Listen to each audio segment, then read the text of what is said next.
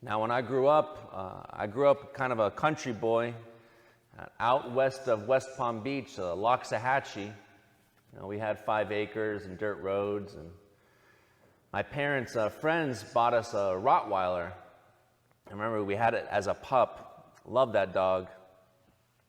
And I remember we got robbed, and the thieves hit the dog. I remember, but it was before it was fully grown. Probably fully grown, it wouldn't have happened. And later, I remember one of my first memories was seeing that dog die.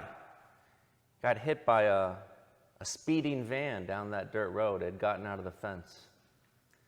Why were they speeding? Because they were late for school. Terrible. So my parents' friends got us 2 more Rottweilers after this. And so we named them Bebop and Rocksteady. Now for maybe if you didn't grow up in the 80s, these are 2 characters from the Teenage Mutant Ninja Turtle series. Very popular. Still popular, I think. And we also had a cat. The cat's name was Splinter, also a character from Teenage Mutant Ninja Turtles. The cat was eaten by our next door neighbor's dog. Very difficult time in the country. Of course, it was an outdoor cat, things like this. I remember, though, we had to move back into town because we were poor, and it was a long drive to buy groceries or go to church or school or just about anything. I remember crying, leaving that place with the dirt, flying off the wheels. I remember I didn't understand why we had to move. It's a very strange, experience when you're so young, so sad. So then I remember in first grade, I had to go to this public school where they had a slide in the playground. It was kind of a plastic slide where when you would go down, the static electricity would build up in the slide. And then once you got to the bottom, there was always these metal bolts that you would hit, so they would shock you. I'm sure they're not allowed to make these anymore. But you always had to make a judgment every time you went down because it was so much fun. But it ended with this pain. Of course you would go, Then I transferred to Catholic school where, it's intimidating, everybody with the uniforms. Everyone seems so smart. So I wasn't so good at reading. So they sent me into the hallway, with another student to help tutor me. I remember this girl helping me pronounce kangaroo. Maybe I would have been insulted, but she was so cute, I ended up dating her in 8th grade. My first love. I talk about these things, normal things in life. We all have things like this. What comes out from something like this? Tell me, did my parents need to sit me down after we got robbed and say, now, Michael, in life, some things are bad. Now, you need to be sad that we got robbed because that was a bad thing. And then they told me that and I got sad. You need to be sad that your dog died, you see, because death isn't good. And so this is how life works. Now you're in school. You need to be attracted to women. Nobody needs to teach us these things. Literally nobody needs to teach us what is bad and what is good. We already know. In other words, this is a description of a phenomenon which shows us we were made with a certain nature. We have something inside of us that shows us. It's the same with marriage. The church teaches nobody needs to be taught what marriage is. Once they get to a certain age, they already know because we're made for this. God made us in a certain way. Now we go out into the world looking for something that will correspond to what we find inside here. Something that meets the desires that we discover, which God Himself put in there, which nobody needs to explain to us this is how life works, because quite simply, we want to be happy. And so the theme for this weekend of Advent is to look. Now look where? Look inside. Look first of all at that nature that God gives us. Look at our humanity.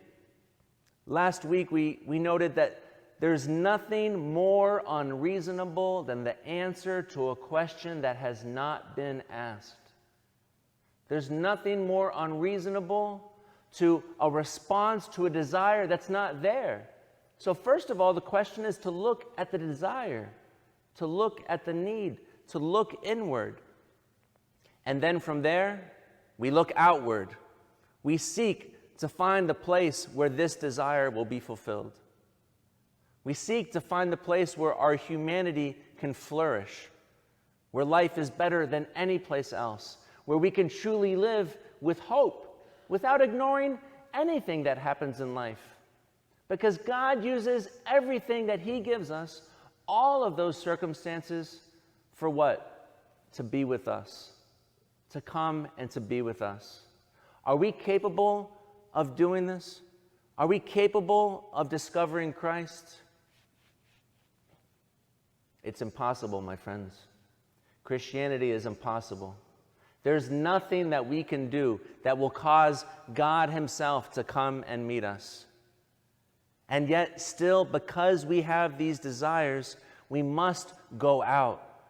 And ultimately, in front of our human needs, we must beg. To beg the one who gave us this nature to fulfill this nature. Because we ourselves are incapable of doing this. We have this second reading from St. Paul. I am confident of this, that the one who began a good work in you will continue to complete it until the day of Christ Jesus. See, he doesn't say, I am confident that someday you will be strong enough to be a good Christian. I am confident that someday you'll read enough self-help books that you'll know how to do this on your own. No, I'm confident that Christ Jesus will be the one who will fulfill the work that He began in you. This is the big reversal of Christianity, that all of our lives become the work of another working in our life. If something doesn't happen to push us to recognize that it's God's work, then we'll never have a life of joy or peace, because we'll always think it's about us. That was, for me, my big turning point in seminary. It was once I realized I could not survive in seminary. And I said, that's it, I'm out, I'm leaving. This was pretty early on, not the first 2 weeks, something like the first 2 years. Somebody always leaves the first 2 weeks, in the middle of the night, sneaking out. But I went to my spiritual director, I said, Father, that's it, I'm done, I'm fed up, I cannot do this. I'm sure enough, I've tried hard enough, I've really given it my all, and I cannot do this, I'm out of here. And he looked at me and he slapped his knee and he said, finally we can begin. And I said, Father, I know maybe I haven't communicated myself very clearly. I said, I'm actually leaving. I can't do this. He said, now we can really begin. Now that you're sure that you can't do it, you're in a place where you can open up yourself and allow Christ Himself to do it. Put the burden on Him. And now He's going to show you His power in your life so that you can rely on Him and not your own strength, not your own ingenuity. And from there, life just began to build and build and build. And as you can see, I eventually left seminary, but as a priest. Everyone leaves seminary eventually. So, my friends, on this second Sunday of Advent, let us look inside to recognize that great nature that God gave us, that great humanity, And let's look outside and beg that Christ come so that we may recognize him when he does, that we remain attached to him, and that we ourselves can have the confidence to know that the one who began this good work in us will bring it to completion.